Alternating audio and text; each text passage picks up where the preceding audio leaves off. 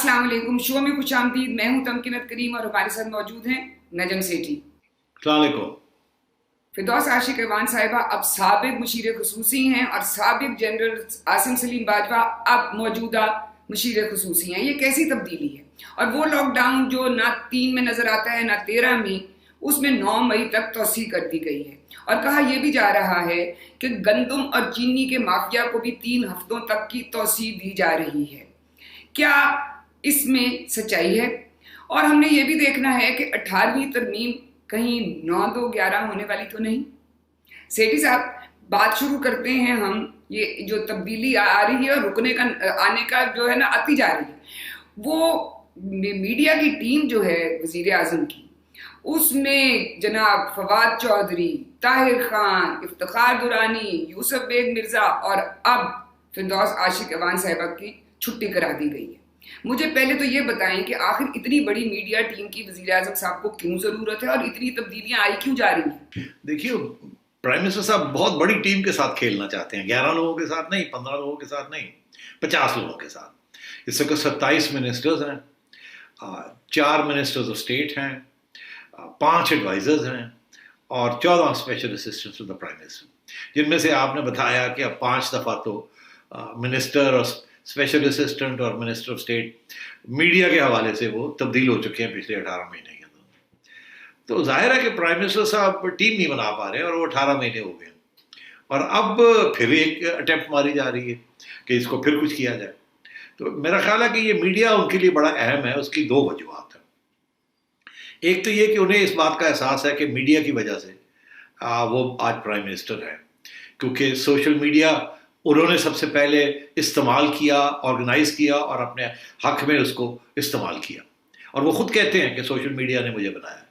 मगर साथ साथ मेन स्ट्रीम मीडिया में भी प्राइम मिनिस्टर साहब जो आज बने, इनकी बड़ी सपोर्ट थी, बिकॉज वहाँ भी नौजवान तबका है, वो भी तब्दीली चाहते थे। वो चाहते थे पुराने लोग जाएं, नया बंदा आए, और फिर स्टार तो हैं प्राइम मिनिस्टर साहब। और तो उसमें आपको पता है कि फ्लड रिलीफ थी या कुछ भी था तो मीडिया इमरान खान साहब को साथ साथ लेके फिरता था। और जाहिर है फिर वो शौकत खानम वगैरह, उसकी तो पहले से ही बड़ी शोहरत है।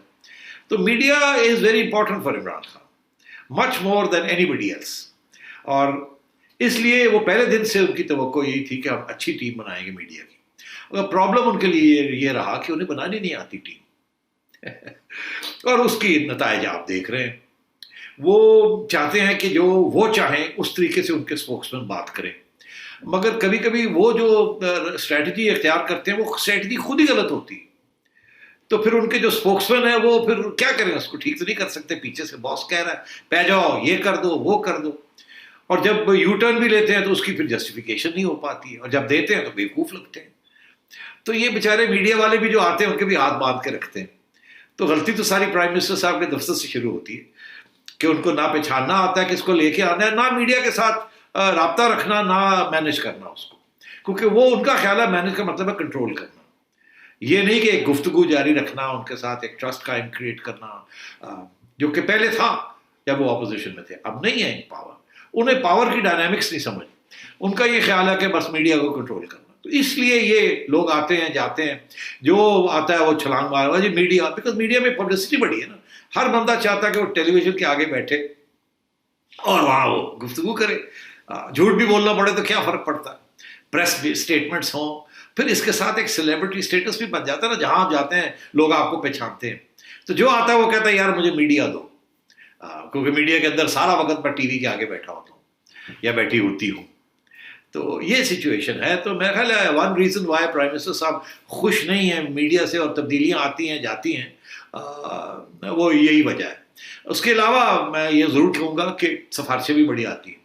प्राइम मिनिस्टर साहब को तो खुद तो नहीं पता कौन है करता धरता मीडिया के अंदर, किसको लाना है किसको नहीं लाना, कौन सा मिनिस्टर ज़्यादा काबिल है इसको हैंडल करने में कि नहीं। उनको जो कान में बात की जाती है, 3-4 लोग हैं वो कहते हैं फलाने को ले आओ, वो बड़ा ज़बरदस्त है। उनको खुद नहीं पता इनकी अपनी टीम को, बिकॉज वो पहली दफ़ा पावर में आए हैं। उन्होंने तो कभी मीडिया के साथ डील नहीं किया इस तरीके के साथ। पहले तो मीडिया इनको ढूंढता था क्योंकि स्टार्स थे, ऑपोजिशन में थे। अब मीडिया इनको नहीं ढूंढता है, मीडिया इनकी क्रिटिसाइज करता है इनको। अब उसके लिए तैयार नहीं, इनको समझ नहीं आ रही यार ये हो क्या रहा है। पहले तो मीडिया हर बात हमारी ले जाता था, सुन लेता था, प्रमोट करता था। अब हर चीज़ के ऊपर हमारी खिंचाई होती है मीडिया में। تو اس لیے میں سمجھتا ہوں ان کے جو ایڈوائزرز ہیں they have no idea how to deal with the media.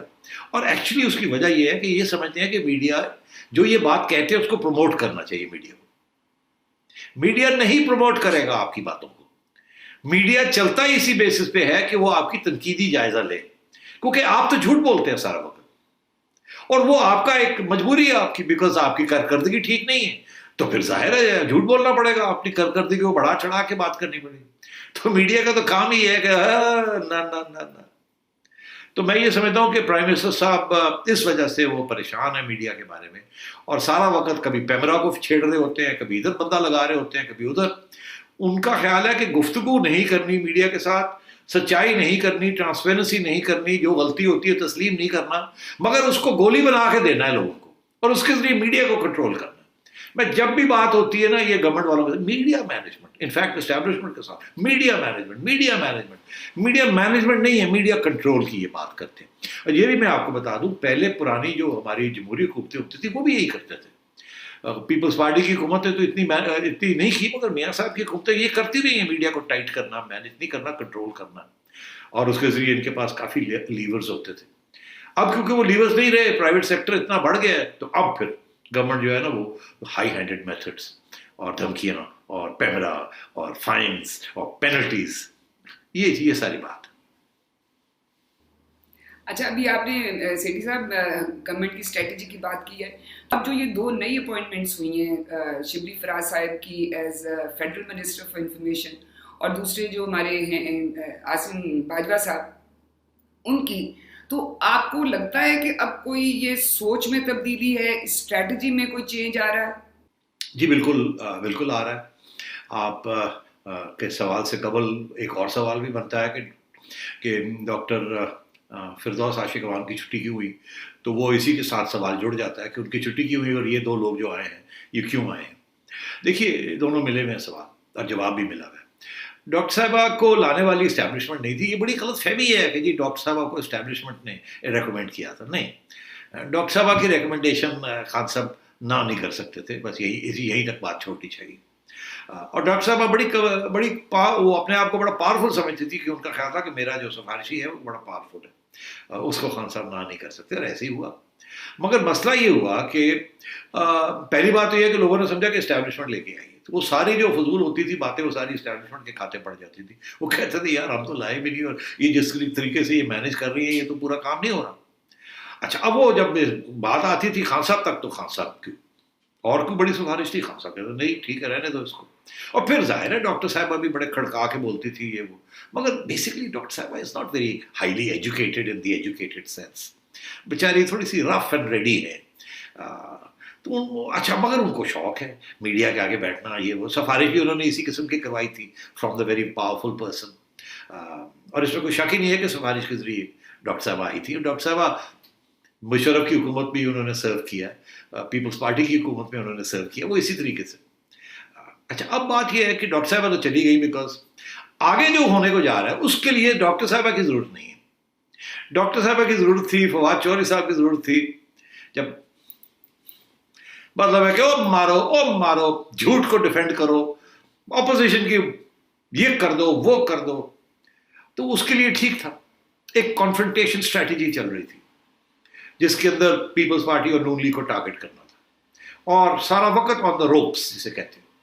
تو اس میں ڈاکٹر صاحبہ بڑی کامیاب رہی. فواد چودھری اس سے بھی زیادہ کامیاب تھے, مگر اس وقت پھر ڈاکٹر صاحبہ کی جب سفارش آئی تو فواد چودھری صاحب فارغ ہو گئے. ظاہر ہے کیونکہ ڈاکٹر صاحبہ کی سفارش جو تھی وہ بڑے پیمانے پہ تھی. Let's put it like that, could not be resisted. اب صورتحال یہ ہے کہ جو یہ نائلیاں ہیں اس حکومت کی وہ ساری اسٹیبلشمنٹ کے کھاتے میں جا رہی ہیں. اسٹیبلشمنٹ بڑی پریشان ہے, نہ اکنامک پرفارمنس ہے, نہ کرونا کے اوپر پرفارمنس ہے, نہ ان کی ٹیمز پرفارم کر رہی ہیں, اور وہ سیم پیج سے بھی سارا بوجھ جو ہے وہ اسٹیبلشمنٹ کو لینا پڑ رہا ہے. تو کہہ رہے یار کم از کم میڈیا مینجمنٹ تو بہتر ہو جائے, اگر بوجھ بھی ہم نے اٹھانا ہے تو یار کچھ صحیح طریقے سے مینیج کیا جائے میڈیا کو.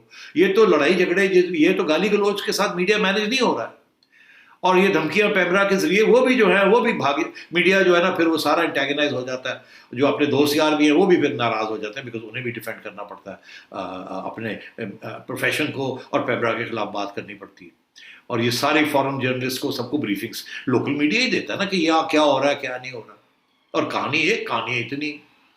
تو اب بات یہ ہے کہ تو یہ سوچا انہوں نے کہ یار ایک تو یہ ہے کہ کوئی ایسا بندہ لایا جائے, جو 2 بندے یا بندے لائے جائیں جو آگے جو ہم کرنے جا رہے ہیں یا جو ہم چاہتے ہیں وہ اس کو مینیج کیا جائے.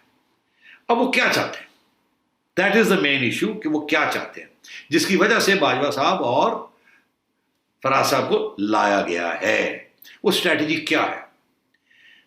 وہ اسٹریٹجی آپ کو شیخ رشید صاحب پہلے سے بتا چکے ہیں. آپ کو یاد ہوگا کہ شیخ صاحب نے 2-3 باتیں کہی تھی, کوئی 15 دن ہو گئے. پہلے انہوں نے کہا تھا کہ یار یہ لڑائی جھگڑے بند ہونے چاہیے, اس وقت نیشنل یونٹی کی ضرورت ہے, اور آپ دیکھیں گے کہ میڈیا کے ساتھ بھی ہمارے تعلقات بہتر ہو جائیں گے اور اپوزیشن کے ساتھ بھی ہمارے تعلقات بہتر ہو جائیں گے. اور میں تو عمران خان صاحب کو ملنے جا رہا ہوں اور میں ان کو یہی تجویز دوں گا کہ یار ذرا آپ لڑائی جھگڑے بند کریں, یہ نیشنل ایشوز بنے ہوئے ہیں, اس میں مسئلہ حل نہیں ہو رہا جب تک ہم, اور ہماری بڑی تنقید ہو رہی ہے کہ نیشنل ایشوز کے اوپر بھی پی ٹی آئی کی گورنمنٹ جو ہے وہ ہم اپوزیشن کی اور میڈیا کے ساتھ لڑائی جھگڑے کر رہی ہے. اس وقت کے اپوزیشن اور میڈیا کو ساتھ لے کے چلنا چاہیے. شیخ صاحب نے یہ پہلے بات کر دی تھی. میں نے آپ سے کہا تھا کہ یاد رکھیے گا شیخ صاحب جو ہے نا جب بات کرتے ہیں تو وہ کسی کی آواز ہوتی ہے. اچھا اب بات یہ ہے کہ اور وہ آواز بڑی اہم ہے اور بڑی پاورفل آواز ہوتی ہے. تو اب کیا ہوا, اب وہی بات ہونے جا رہی ہے کہ شیخ صاحب جو کہہ رہے تھے وہ صحیح ہے. میں نے بھی آپ سے یہ کہا تھا یہ بالکل صحیح کہہ رہے ہیں. آگے آپ دیکھیے گا اپوزیشن کی طرف اسٹیبلشمنٹ نرم رویہ چاہتی ہے اور اسی طریقے کے ساتھ میڈیا کی طرف نرم رویہ چاہتی ہے, بٹ فرم بٹ نرم. فرم بٹ نرم دونوں چیزیں بڑی امپورٹنٹ ہیں. فرم یہ ہے کہ یہ نہیں کہ بٹ طریقے کے ساتھ مینیج کیا جائے اس کو, تھوڑا سا انسینٹیو, تھوڑا سا پیار, تھوڑا سا دھمکی, تھوڑا سا یہ. تو وہ اب 2 طریقے تھے اس کے. ایک تو یہ تھا کہ جیسے ایک زمانے میں کوئی تھوڑی بہت ٹائٹ کرنا تو کچھ پیمرا سے ٹائٹ کروا لیا, کچھ ادھر سے ٹائٹ کروا لیا, ایسے ہی ہوتا تھا. مگر اب یہ فیصلہ کیا کہ ادھر سے نہیں ٹائٹ کرانا ہم نے. اس کی وجہ یہ پھر بدنامی ہوتی ہے, اور سوشل میڈیا پہ تو پھر بہت بدنامی ہوتی ہے, کیونکہ سوشل میڈیا پہ تو کوئی لگام نہیں ہے, وہاں تو لوگ لگے رہتے ہیں. مین اسٹریم میڈیا میں نہیں, ظاہر نہیں ہو سکتا, مگر وہاں تو کون روکتا ہے, پتہ ہی نہیں کون ہے. تو اس لیے وہاں تو اکاؤنٹیبلٹی نہیں ہو سکتی, کوٹ اکاؤنٹیبلٹی ٹائٹ کرنا. مگر ایٹ دا سیم ٹائم پیغام تو دینا ہے, میڈیا کو بھی پیغام دینا ہے کہ یار ہم کر سکتے ہیں. تو سوچا یہ کہ پھر ایسے ہے کہ اگر جانا ہے سرگودا تو بٹھنڈا کے ذریعے جایا جائے. وہ کیسے؟ اب باجوہ صاحب کا جو آنا ہے از دی انڈائریکٹ اپروچ. اگر جب میں بات کروں گا تو ذرا پتہ لگ جائے میں کہاں سے آ رہا ہوں اور میرے پیچھے کون ہے, میرے آگے کون ہے, پیار محبت سے. مگر یاد رہے کہ میں کون ہوں, وہ کہاں سے آیا ہوں اور میرے پیچھے کون بول رہا ہے.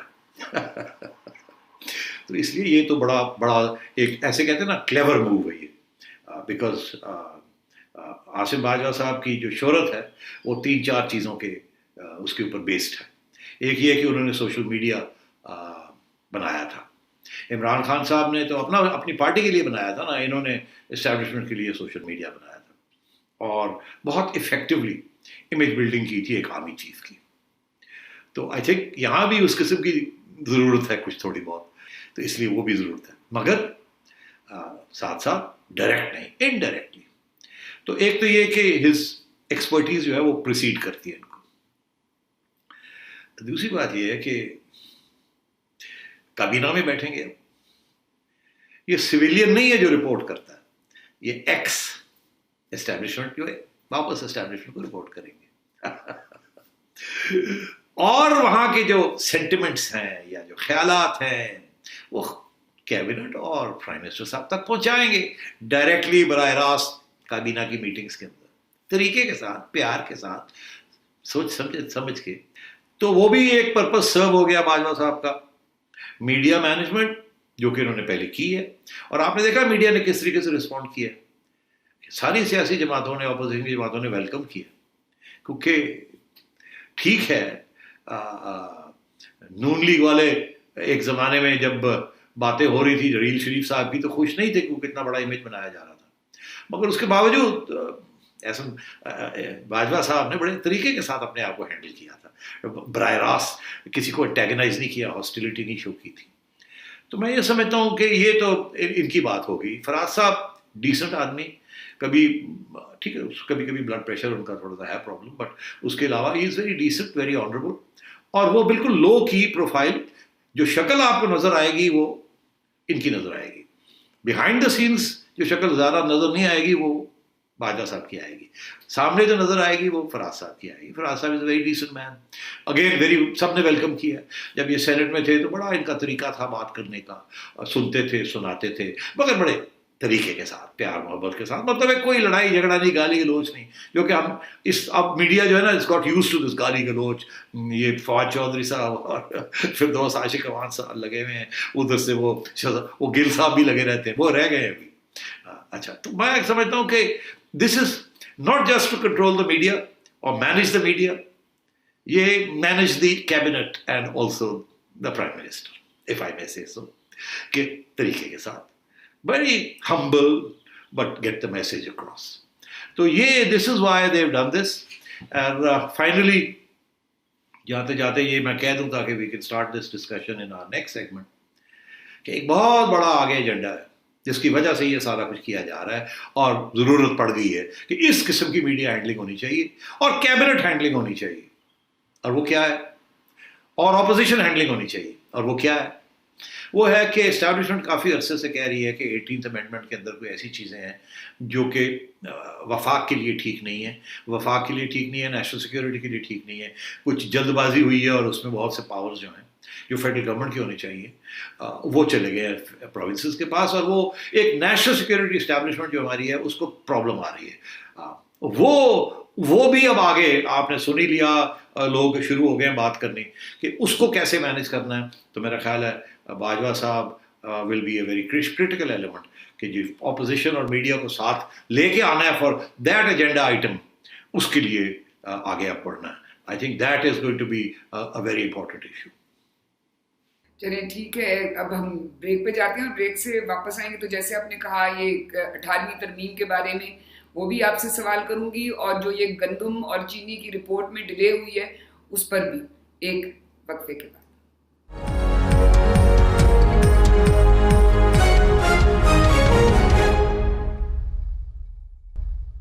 Welcome back. اچھا سیٹھی صاحب, اس سے پہلے کہ میں آپ سے یہ 18ویں ترمیم والا جو بڑا ایجنڈا ہے جس کی آپ بات کریں اس پہ بات کروں, آپ نے اس سے پہلے ایک میڈیا کے حوالے سے بات کی تھی کہ اب حکومت چاہ رہی ہے کہ میڈیا کے ساتھ کچھ بنا کے رکھیں یا کوئی اور چاہ رہا ہے.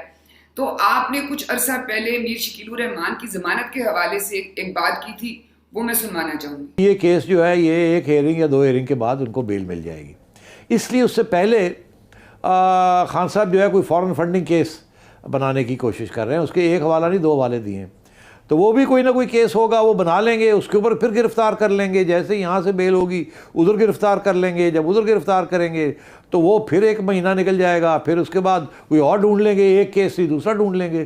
تو تنگ کرنے کا ارادہ ہے اور تھوڑا دیر جیل میں رکھنے کا ارادہ نظر آ رہا ہے خان صاحب کا. تو جناب یہ بتائیے کہ آج ان کی ضمانت تو نہیں ہوئی مگر ان کو جوڈیشل ریمانڈ پر 12 مئی تک جیل بھجوا دیا گیا.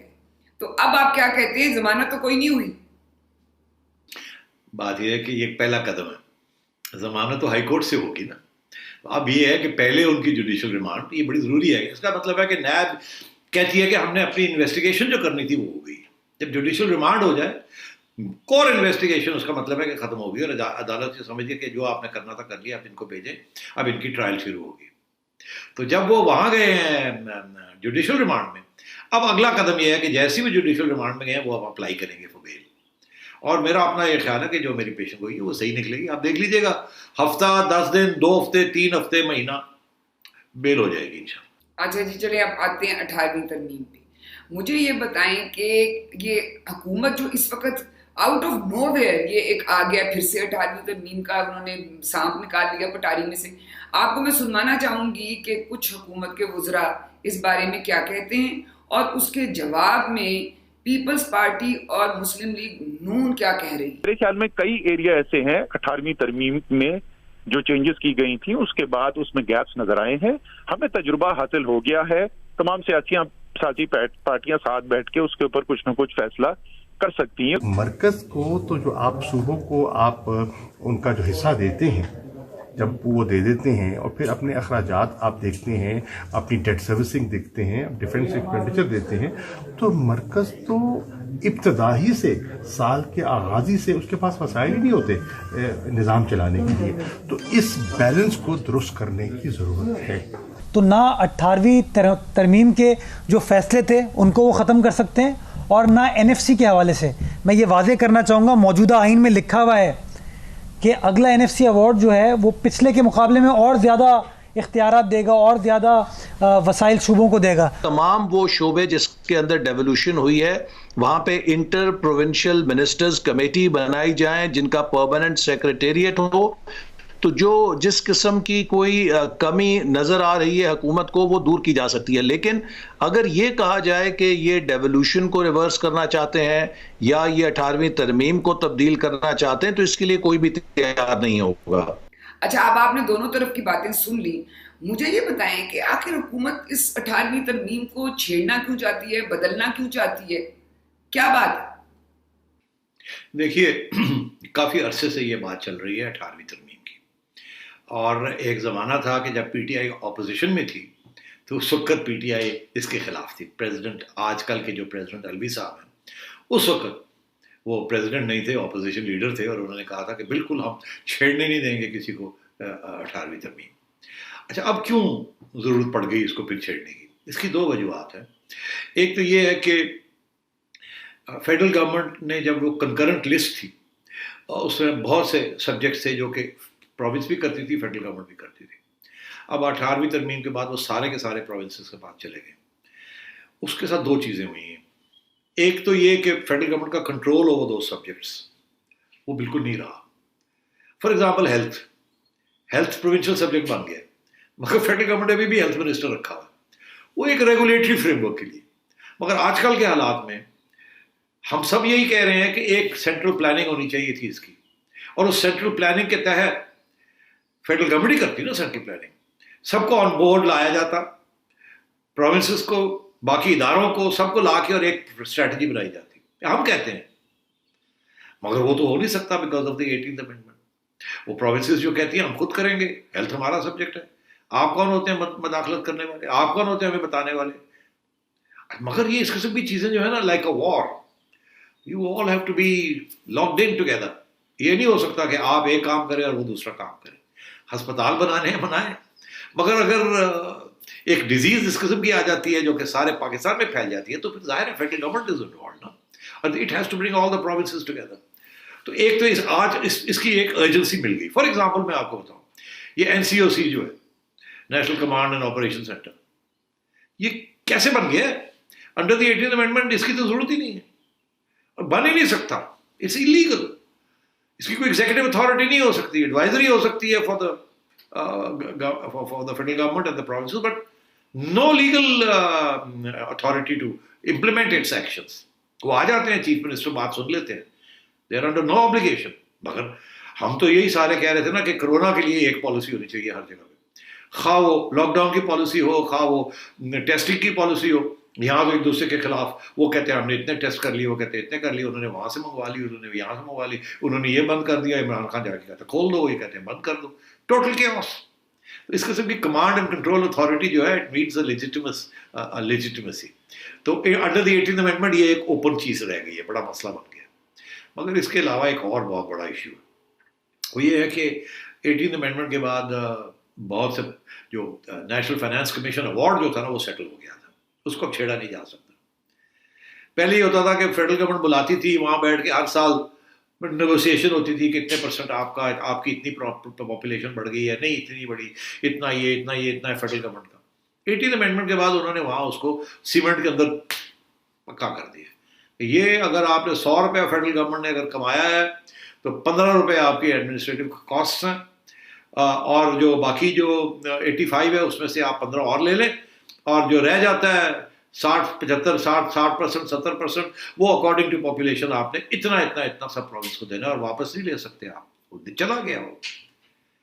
اب پرابلم یہ بن گئی ہے کہ ساری جو ڈیٹ سروسنگ ہے ملک کی, جو کہ ٹوٹل بجٹ کا 40% لے جاتی ہے, فیڈرل بجٹ کا, اور ڈیفینس 40% وہ لے جاتی ہے, تو وہاں पैसे कम पड़ गया है, जो पैसा इकट्ठा होता है टैक्सेस के जरिए वो फिर प्रोमिसेस के पास चला जाता है, उनके ऊपर ना डिफेंस का बर्डन है और ना उनके ऊपर डेट सर्विसिंग का बर्डन है। तो अब वो मसला बन गया है हुकूमत के लिए, फेडरल गवर्नमेंट के लिए और डिफेंस एस्टेब्लिशमेंट के लिए कि यार ये तो पैसे कोई नहीं रहे, सारे ले गए प्रोविंसेस और उनसे हम ले नहीं सकते, क्या करेंगे हम। और फिर एवरी डे प्रोविंस बुला लेती है डिफेंस एस्टेब्लिशमेंट को, हमारी ये हेल्प करें, हमारी वो हेल्प करें, फिर वो बिल बना के भेज देते हैं, फिर वो प्रोविंस कहती है ये बिल ज़्यादा है, फिर ये है, मतलब ये इश्यूज शुरू हो गए। तो अब ये फैसला करना है कि जी अमेंडमेंट को थोड़ा ठीक किया जाए कि हालात इस किस्म के हैं कि इस तरीके से काम फेडरल गवर्नमेंट का काम नहीं चल सकता। और क्योंकि एक सारी प्रोविंसेस जो है वो एक फेडरल सियासी जमात के पास नहीं है ताकि वो एक ही जमात एक ही किस्म का फैसला करे और सब चीफ मिनिस्टर से वो काम करवाए।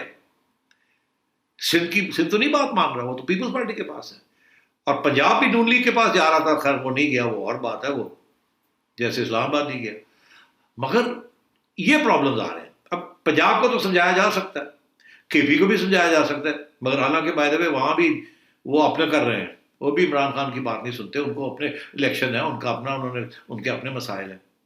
तो अब बात ये है कि वो जो सेंटर का जो था ना, एक ज़माने में नेशनल सिक्योरिटी स्टेट, एक सेंट्रलाइज्ड पाकिस्तान, वन यूनिट, वहाँ से ये बात चलती आ रही है, डाइल्यूट होता आ रहा है, डाइल्यूट होता आ रहा है, डाइल्यूट होता। और अब सूरत हाल ये है कि ये डाइल्यूशन इतनी हो गई है कि वो जो फेडरल गवर्नमेंट है जिसके साथ डिफेंस एस्टेब्लिशमेंट लिंक्ड है वो कमज़ोर पड़ रही है, उसकी अथॉरिटी जो है, रिट जो है, वो कमज़ोर हो रही है।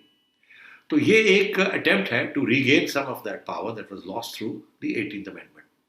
तो मैं ये समझता हूँ ये these are the issues, money and federal control in certain important areas. ये आज की जो सूरत हाल है कोरोना की, is one of those areas, war is another area, finance is a very important area. तो ये this is what is happening, that is why. अब आपने जो बात की है, वो जो गवर्नमेंट के लोग हैं वो ये नहीं कह रहे कि हमने 18th अमेंडमेंट जो है उसको अमेंड करना है, वो बेसिकली ये प्रेशर डाल रहे हैं कि ऑपोजिशन आके बैठे, खुसूसन सिंध की गवर्नमेंट, और हमारे साथ आके थोड़ी सी वो जो फाइनेंस अवार्ड है ना उसको ट्वीक किया जाए, और ये जो सारी हेल्थ और इस किस्म की जो इश्यूज हैं उनको भी थोड़ा बहुत ट्वीट किया जाए, फेडरल गवर्नमेंट का भी रोल वापस आए और पैसे थोड़े से वापस आए ताकि ये स्पेंड भी कर सके। रोल आ गया तो पैसे भी चाहिए होंगे ना फिर। तो ये प्रेशर पड़ रहा है कि अमेंडमेंट, इनको पता है अमेंडमेंट जो है उसके ऊपर तो बड़ा रोन देन होगा, लड़ाई झगड़े होंगे, वो तो प्रोविंसेस करने नहीं देंगी आपको, इवन दो इट में बिलोंग टू प्रोविंसेस में बिलोंग टू इमरान खान, वहाँ के अपने वेस्टेड इंटरेस्ट है। यहाँ तो एक और प्रोविंस की बात हो रही है कि जी वो सदर्न पंजाब की प्रोविंस बना दें, तो सदर्न पंजाब की प्रोविंस बनाएंगे तो पैसे कहाँ से आएंगे उसको चलाने के लिए? वो कहेंगे हमें भी इतना हिस्सा दें, हमारी इतनी पॉपुलेशन है, लड़ाई झगड़े शुरू हो जाएंगे। सो दे वॉन्ट टू ट्वीक। और आपने देखा बड़ी इंपॉर्टेंट, सिंध ने कहा सवाल ही पैदा नहीं होता, हम कुछ मानने के लिए तैयार ही नहीं है, यही कहा है ना। उधर से नून लीग वालों ने, ऐसे इकबाल साहब ने बड़ी एक सटल सी बात की, और सवाल ही पैदा नहीं होता, हम इसको छेड़ने नहीं देंगे। हाँ अलबत्ता अगर आप हमसे बात करना चाहें कि कोई छोटी मोटी ऐसी चीजें हैं जो कि अगर अमेंडमेंट नहीं होती तो कोई अंडरस्टैंडिंग हो जाए ताकि एक मसले जो है ना वो हल हो जाए, कुछ नए मसले खड़े होंगे, उसके लिए हम बैठने के लिए तैयार हैं आपके साथ। तो ये इशारा उसी तरफ है जिस तरफ इशारा शाह महमूद ने किया कि अमेंडमेंट की बात नहीं हो रही, हम कुछ थोड़ी बहुत बातें करना चाह रहे हैं प्रोविंसेस के साथ, थोड़ा बहुत रद्दोबदल हो जाए, कुछ अंडरस्टैंडिंग हो जाए, ये रास्ते ब्लॉक हुए हैं, इनको खोलना है हमने। तो वो फिर काउंसिल ऑफ कॉमन इंटरेस्ट जो है वहीं बैठ के ये बातें होती हैं, और नेशनल फाइनेंस कमीशन के अंदर ये बातें होती हैं, उनको एम्पावर करके थोड़ी सी ट्वीकिंग करना चाह रहे हैं। That is what is going on. तो सिटी साहब ये जो ट्वीकिंग थोड़ी बहुत रद्दोबदल है, उसमें ये कामयाब हो जाएंगे ऑपोजिशन को मनाने में? देखिए पीपल्स पार्टी तो बड़ी रिलक्टेंट होगी, बिकॉज उन्हीं की हुकूमत है और सबसे ज़्यादा इफेक्ट उनको होगा। नून लीग आपने देखा वो पहले भी थोड़ी बहुत फ्लेक्सिबल एटीट्यूड शो कर रहे हैं टूवर्ड्स द इस्टेब्लिशमेंट, और अगर नरम रवैया हो जाए और कुछ रास्ते खुलने शुरू हो जाए और ऐसे लगे कि आगे जाके कुछ आज़ादी भी होगी to fight a good clean election, तो क्यों नहीं फेडरल गवर्नमेंट के लिए for the sake of the federation I am sure Noon league जो है वो तैयार हो जाएगी टू डिस्कस ए और बी। वो और बात है कि वो माने या ना माने, मगर क्या outright rejection, actually outright rejection तो कैसे कर सकते हैं, वो तो किसी प्रोविंशियल गवर्नमेंट ही नहीं है उनके पास, कोई बात तो करनी है प्रोविंशियल गवर्नमेंट के साथ, मगर ऑपोजिशन और मीडिया को जरा थोड़ा सा संभाल के रखना ताकि वो जो बातचीत चलेगी प्रोविंसेस के साथ उसको डिरेल ना होने दें। ये ना हो कि मीडिया और ऑपोजिशन बाहर लगी हुई है कि नहीं होने देंगे, नहीं होने देंगे, नहीं होने देंगे। अगर उनको कंट्रोल कर लिया जाता है, मैनेज कर लिया जाता है कि जो होने जा रहा है it's in the national interest, तो फिर शायद सिंध वाले भी मान जाएं, केपी वाले भी मान जाएं। मगर अगर ये मीडिया और नून लीग जो है वो लगे हुए नो नो नो नो, और छोटी सियासी जमातें भी लगी हुई है नो नो, तो फिर कैसे बनाएंगे आप किसी और को? तो I think that is way Bajwa साहब will come in to play.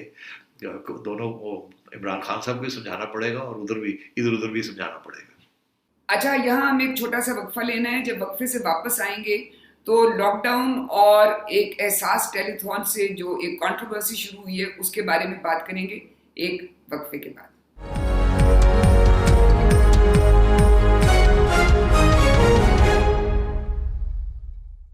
Welcome back.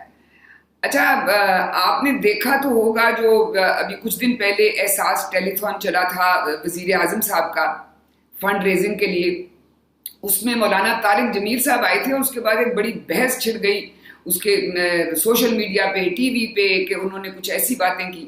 मुझे पहले आप ये बताएं कि आखिर मौलाना साहब को बुलाने की ऐसे टेलीथॉन में ज़रूरत क्या थी? देखिए, मौलाना साहब की हैसियत ऐसी है कि उनके साथ सियासतदान राब्ता में रहना चाहते हैं। अब पूछिए क्यों? वो इसलिए कि हर सियासी लीडर जो मैंने देखा है, मोहतरमा बेनज़ीर भुट्टो साहिबा भी, नवाज शरीफ साहब भी, ज़िया उल हक साहब, सारे ही जो थे वो किसी न किसी सूफी सेंट या किसी पीर या किसी मौलाना के करीब होते थे। उसके साथ उसकी वजह भी ये होती है, एक तो ये मौलाना हज़रात पॉपुलर लोग होते हैं जिनके साथ ये तल्लुकात क्रिएट करते हैं सियासी लोग, अच्छी पब्लिसिटी मिलती है, एक मज़हब का दुपट्टा मिल जाता है, पार्टी का, शराफत का। दूसरी चीज़ ये कि खुद भी ये यकीन रखते हैं कि इनके पास कुछ ऐसा इल्म है जो कि आम आदमी के पास नहीं है, ये यकीन भी रखते हैं। आप समझे कि ये जो भी चीफ मिनिस्टर आता है वो चला जाता है, दाता साहब जाके दुआ मांगते हैं, वो यकीन वो दिल के अंदर वो सही दुआ मांगते हैं। ये नहीं है चलो जी जाके फोटो आप लेनी है, नहीं, वो समझते हैं कि ये इसमें बरकत है। अच्छा, और बरकत में फिर आवाम भी देखती है, आवाम भी समझती है बरकत है, फिर आवाम भी जाती है। तो ये कल्चरल फिनोमेनन है कि किसी मौलाना के साथ या किसी श्राइन के साथ या किसी टूम के साथ या किसी मजहबी शख्स के साथ राब्ते में रहना और आवाम के साथ भी पता लगे कि भाई हम इज्जत करते हैं ऐसे लोग। दूसरी बात ये कि पॉपुलर जितना ज़्यादा हो उतना ही बेहतर है।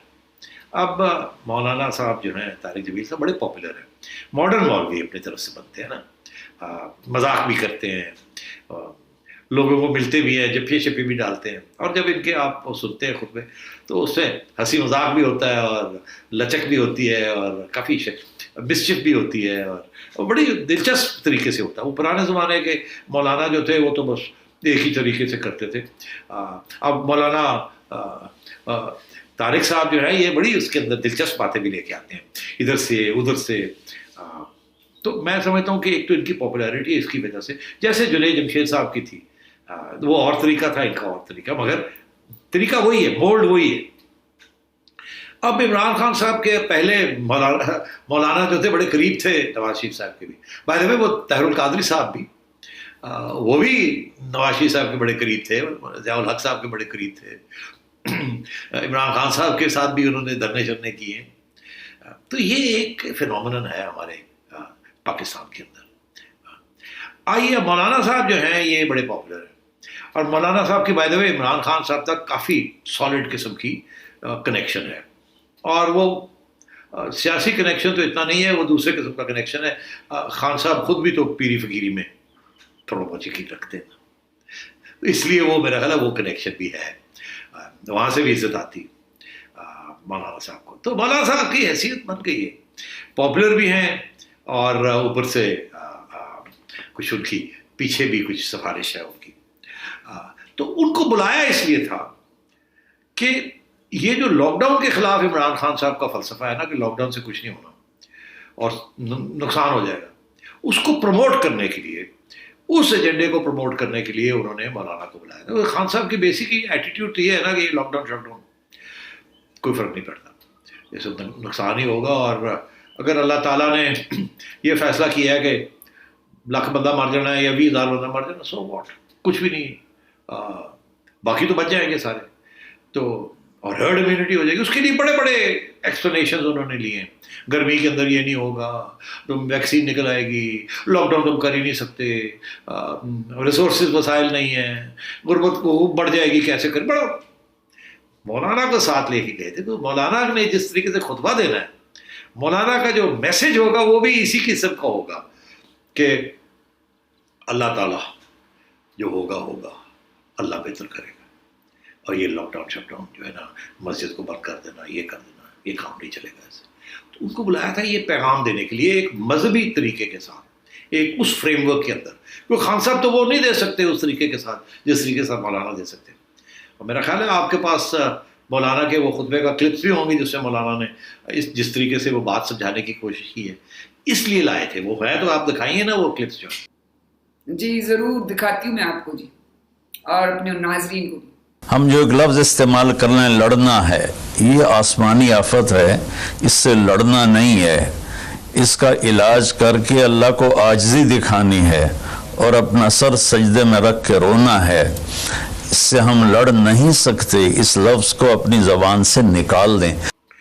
تو اب آپ نے دیکھ ہی لیا کہ مولانا کس طریقے سے گھوم پھر کے آ کے اور بات جو ہے وہ اللہ تعالیٰ پہ چھوڑ رہے ہیں، اور وہ بیسکلی یہی کہہ رہے ہیں کہ یہ مطلب ایک لاک ڈاؤن کے خلاف ہے، کیونکہ وہ کہہ رہے ہیں کہ اس کے ساتھ مسئلہ حل نہیں ہوگا، اور قدرت کی طرف سے یہ ہوا ہے اور قدرت ہی اس کا مسئلہ حل کرے گی، وچ از خان صاحب کی فلسفہ دوسرے طریقے کے ساتھ یہی ہے۔ اچھا، پروگرام کا یہاں وقت ختم ہو گیا ہے، کچھ ٹاپکس رہ گئے ہیں وہ ہم کل ڈسکس کریں گے۔